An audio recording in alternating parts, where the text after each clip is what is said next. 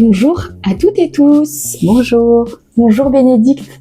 Je suis heureuse de t'accueillir aujourd'hui dans ce studio sur la chaîne Rose Communication. Bénédicte, nous, on se connaît depuis quelques semaines grâce à Jessica qui a créé un réseau, un collectif d'entrepreneurs sur la côte de Granit Rose.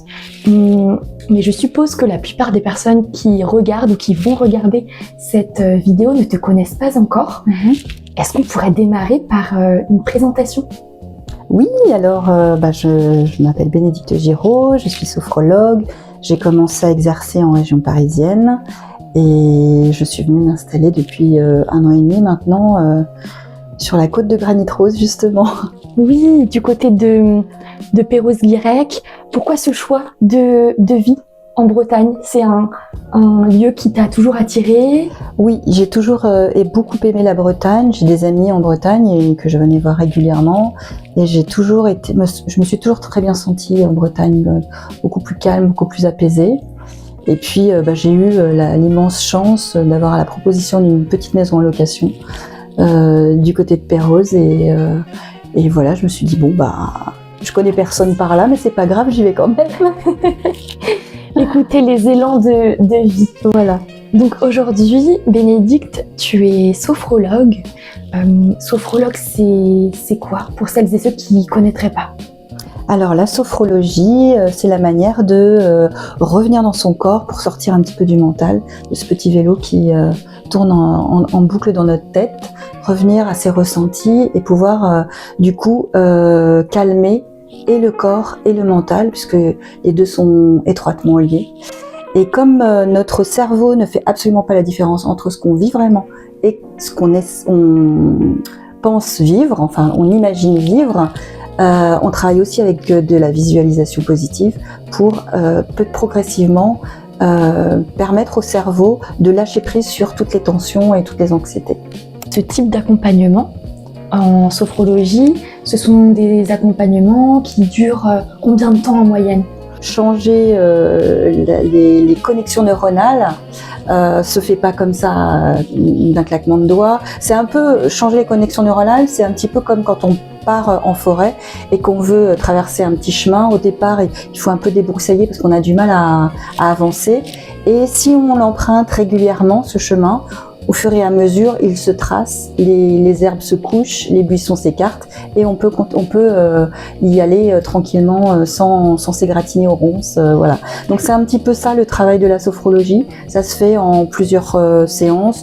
Généralement, il faut bien 6 séances pour commencer à avoir vraiment les effets. Mais souvent, les personnes que j'accompagne, déjà au bout de la première séance, ils se disent « Waouh, il y a quelque chose qui s'est passé ». Ils sont beaucoup plus calme, apaisé. Plus apaisé.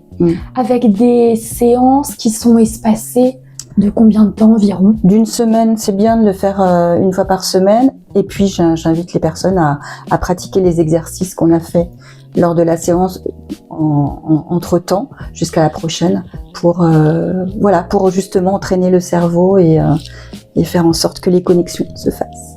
Super. Donc là, on a parlé sophrologie. Mais il me semble, Bénédicte, que tu ne proposes pas que ça. Est-ce que tu peux nous donner un peu l'étendue de tes prestations, de tes propositions ?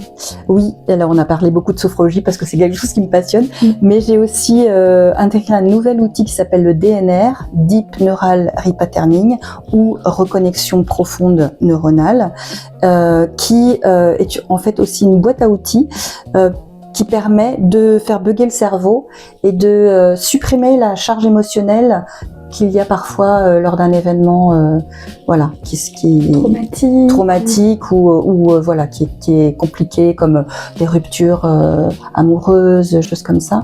Donc ça permet d'enlever la charge émotionnelle. Ça ne retire pas le souvenir, mais ça en enlève la charge émotionnelle. Waouh, d'accord. Et donc ça, c'est plutôt des séances ponctuelles. Oui, généralement, 1 à 2 séances suffisent pour se débarrasser de quelque chose de perturbant. Et donc là, tu nous parlais de rupture amoureuse. Est-ce qu'il y a d'autres j'allais dire, traumatismes ou en tout cas d'autres raisons particulières qui nous inviteraient justement à prendre rendez-vous avec toi? Il y a une certaine typologie de personnes que tu accompagnes? Les personnes qui ont aussi, qui se rendent compte qu'elles ont des croyances limitantes, par exemple, qui les empêchent d'avancer, ou un deuil, ou voilà quelque chose qui s'est passé dans leur vie qui leur pèse, et qu'elles ont du mal à surmonter. Donc c'est une technique qui permet d'aller chercher aussi des ressources qu'on aimerait avoir, mais qu'on n'arrive pas à avoir. Et en fait, on va les chercher parce qu'en fait, notre cerveau, c'est un peu comme un ordinateur où il y a plein de petits dossiers un peu partout. Et en se servant des yeux qui sont directement connectés au cerveau, on va chercher des ressources parfois oubliées et on les ramène pour que la personne puisse s'en servir au présent. Donc c'est un travail aussi sur la mémoire. Voilà, oui, tout à fait. D'accord. Et si on revient à ton métier plus globalement, autour du bien-être, quel est le type de personne qui vient majoritairement te voir? En ce moment, c'est beaucoup des personnes anxieuses. Ouais. Voilà, c'est beaucoup pour gérer l'anxiété, parce qu'elles ont du mal à dormir, parce qu'elles se sentent freinées, parce qu'elles comprennent pas, elles se disent normalement j'ai tout pour être heureuse et pour autant je suis pas bien. Voilà, donc c'est vraiment cette espèce de mal-être et d'anxiété latente qui les pousse à venir me voir. Est-ce que tu détectes justement toi en tant que sophrologue un certain mal-être ambiant ou des cas un petit peu répétitifs? Moi, j'ai surtout remarqué qu'au moment du Covid, toute cette période-là est extrêmement anxiogène et a aussi exacerbé les peurs chez les gens. Et je pense que beaucoup ont du mal à retrouver une certaine harmonie dans leur vie. Et puis avec toutes les infos maintenant qu'on peut avoir par la télé, par le téléphone, par tout ça, on a tendance à être beaucoup pris par toutes ces mauvaises nouvelles. Oui. Et malheureusement, on communique beaucoup sur les mauvaises nouvelles et pas trop sur les bonnes. Donc, je vois les jeunes en plus les jeunes sont beaucoup plus au fait de ce qui se passe et notamment très concernés par tout ce qui a trait avec l'écologie. Donc c'est quelque chose qui est très prégnant chez eux dans leur vie et vu la conjoncture actuelle et les décisions politiques qui sont prises, c'est pas très très encourageant. Donc je peux comprendre aussi que on se demande vers quoi on va en fait. Je te rejoins complètement. Je crois que les médias ont un grand rôle à jouer là-dedans et qu'à la fois c'est un petit peu malheureusement leur gagne-pain de créer ce système anxiogène qui fait que en étant un peu stressés, on recherche à avoir les informations de dernière minute et il s'avère que qu'est-ce qui fait de la visibilité auprès des médias, ça va être la dernière tuerie qu'il y a eu, ça va être le monde qui s'écroule. Mais heureusement, j'ai envie de dire, nous avons des professionnels comme toi, Bénédicte, qui décident d'incarner un média à travers les réseaux sociaux pour cultiver, en tout cas pour diffuser des nouvelles un petit peu plus positives. Bénédicte, est-ce que tu peux nous parler de ton arrivée sur Instagram il y a quelques mois déjà? Oui, il y a quelques mois, mais bon, c'était vraiment tout timide. Voilà, j'ai été ravie de faire ta connaissance et de pouvoir commencer à appréhender cet outil qui est formidable avec toi. Justement, et voilà, essayer de diffuser des petites choses plutôt pédagogiques et informatives pour amener les gens à prendre soin d'eux en fait, parce que on n'a pas du tout la main sur ce qui peut se passer dans notre vie par rapport à la météo, par rapport aux catastrophes qui peuvent arriver. Enfin voilà. Par contre, on a la maîtrise de la façon dont on appréhende les choses. Et en fait, c'est ça que je voudrais diffuser le plus possible, parce que sinon, on va tous finir la tête sous la couette et voilà. Et en fait, ça sert à rien. Oui, bien sûr. Je pense que il y a toujours moyen d'être heureux dans la vie, malgré tout ce qui se passe. Et focaliser sur le bon et le beau me paraît beaucoup plus important et pas du tout futile, parce que on peut traiter les gens comme moi d'imbéciles heureux, mais non, je crois pas. Je crois que c'est vraiment une hygiène de vie d'ailleurs. Complètement. De se focaliser sur ce qui va bien et d'aller vers ce qui va aller bien et de porter tout le positif qu'il y a dans nos vies en fait, parce que il y en a. Il y en a beaucoup pour celui qui veut bien le voir. Voilà, c'est ça. Et puis non, ne pas céder à l'amorosité, c'est sûr. C'est ça. Sur les réseaux sociaux, en général, ce qui est préconisé, c'est, pour pouvoir partager convenablement quand on est un professionnel, c'est de travailler 3 aspects qui sont l'éthos, le pathos et le logos. Donc suite à la formation que l'on a partagée ensemble, est-ce que tu peux nous dire comment tu organises justement cette création de contenu aujourd'hui? Comment est-ce que tu fais pour partager la positivité dont on parle aujourd'hui? Est-ce que tu as des grandes thématiques qui rythment tes publications? Comment tu gères ta création de contenu sur Instagram aujourd'hui? C'est tout nouveau. Oui, c'est tout nouveau et c'est un peu laborieux encore.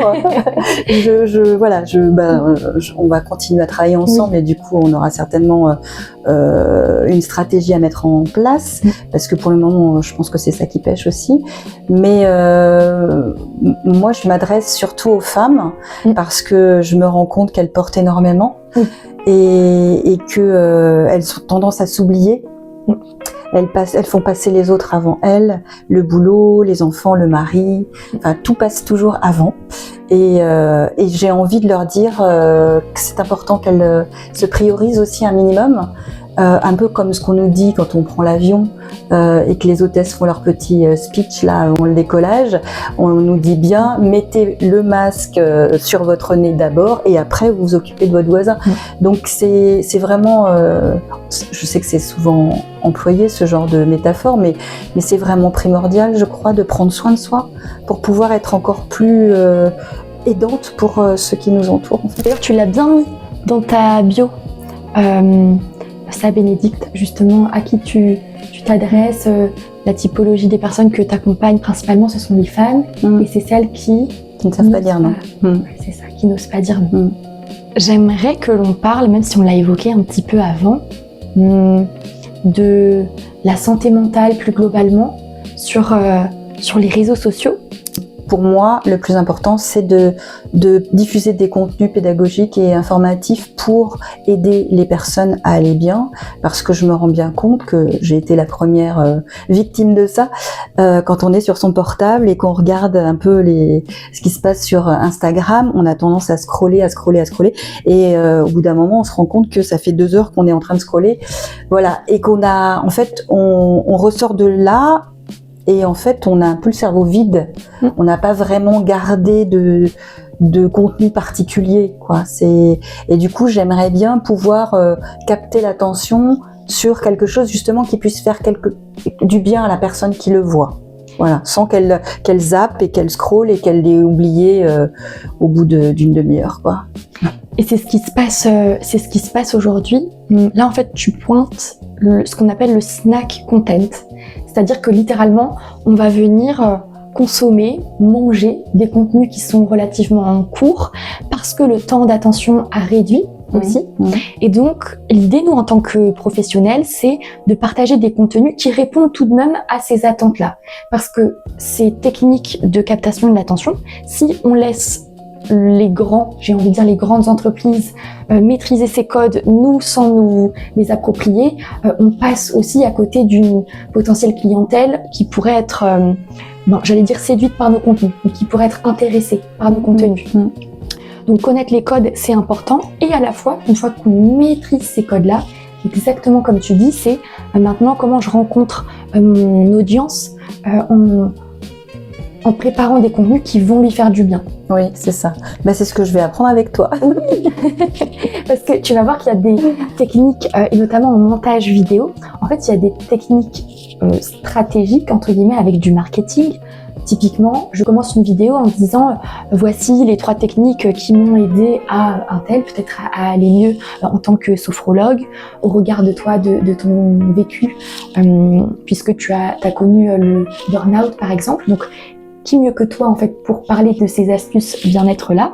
Tu commences par donc présenter ces 3 astuces là avec ce titre, et puis ensuite derrière tu vas dire que la 3e astuce est la moins connue et pourtant la plus efficace.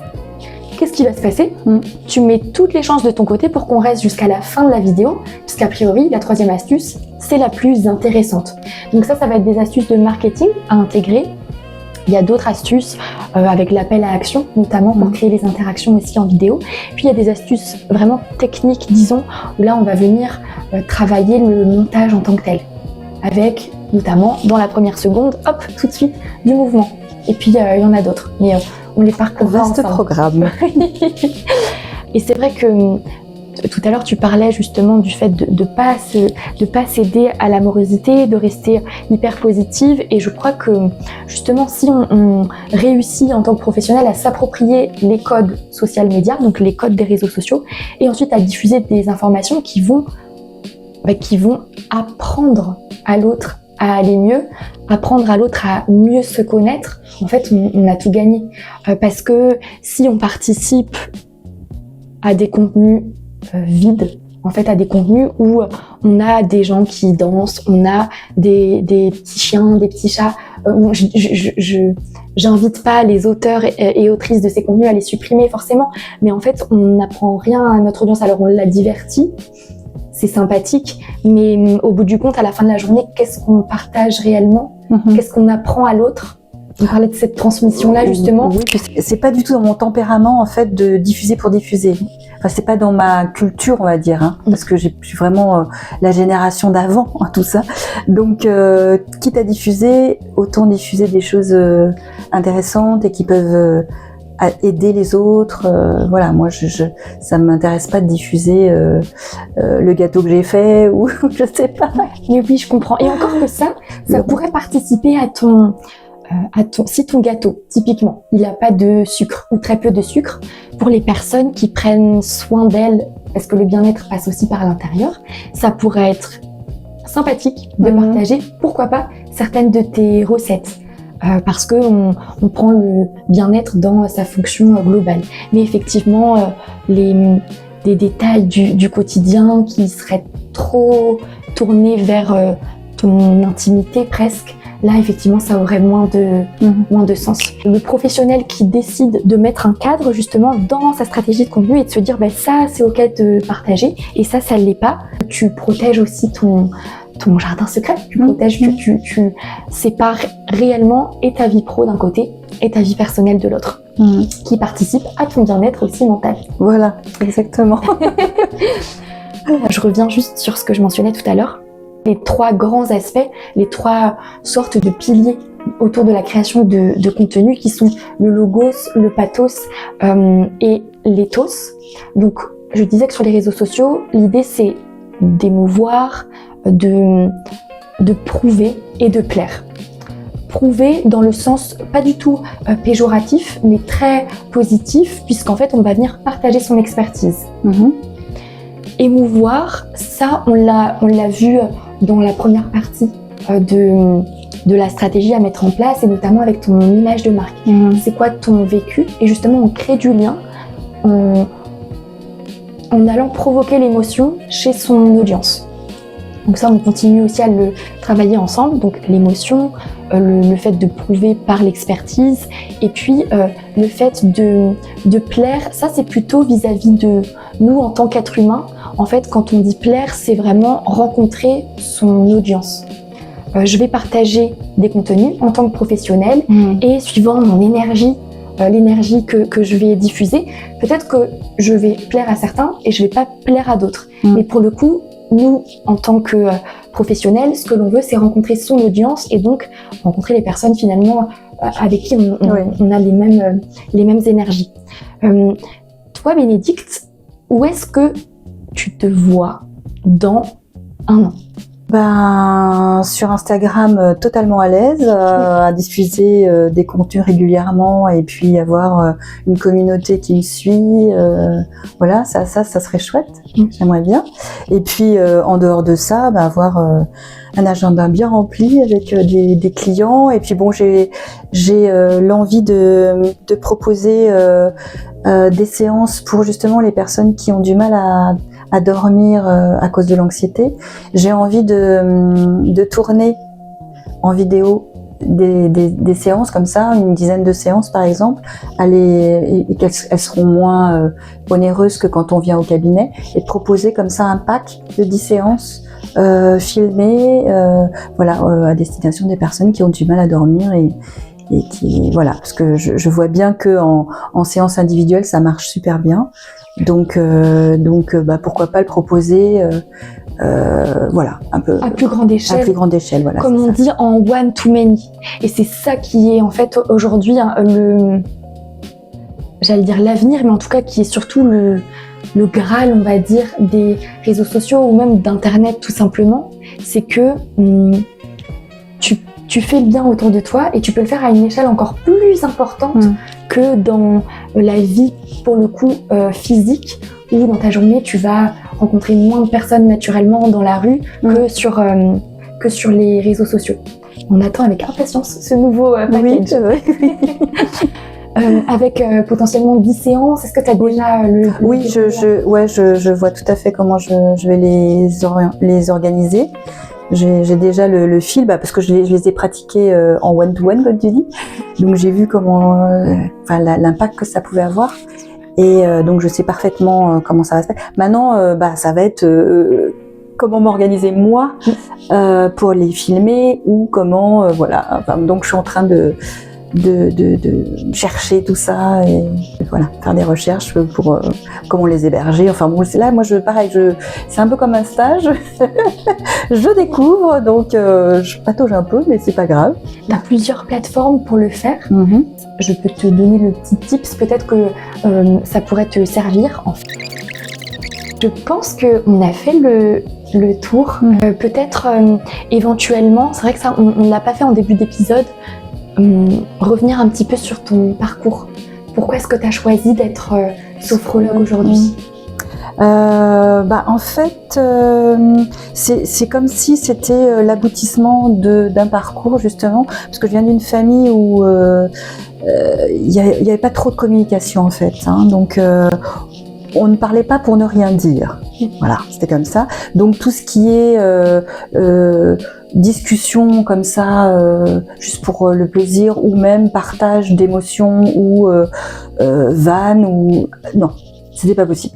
Donc ma sœur et moi, on était très comme ça. Et puis à 25 ans, j'ai commencé à développer tout un tas de symptômes physiques assez pénibles, notamment certains qui m'ont conduit jusqu'à l'opération, carrément. Et dans mon boulot, en fait, j'ai une collègue qui m'a dit mais pourquoi tu irais pas voir quelqu'un ? Je pense que tu as besoin d'exprimer des choses parce que là, ton corps te parle.